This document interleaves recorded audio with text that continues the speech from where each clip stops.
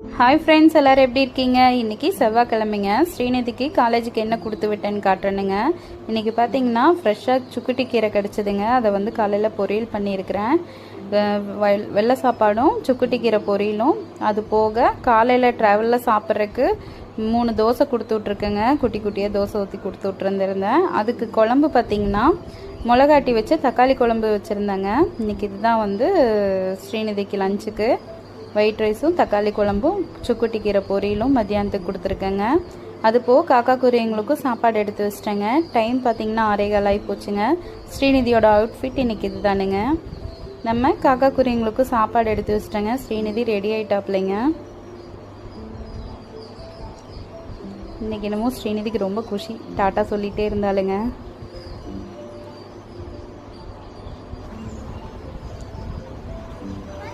பைடா பிள்ளைங்க கிளம்பிட்டாளுங்க. அதுக்கப்புறம் சாப்பாடு காக்கா குருவிங்களுக்கு சாப்பாடு வச்சுட்டேன். இன்றைக்கி எனக்கு பார்த்திங்கன்னா கைக்குத்தல் அரிசி வந்து இதுதான் கைக்குத்தல் அரிசி. இந்த அரிசி ஊற வச்சு நான் சாப்பாடு செஞ்சுருந்தேங்க. இன்றைக்கி இதுதான் எனக்கு லஞ்சு.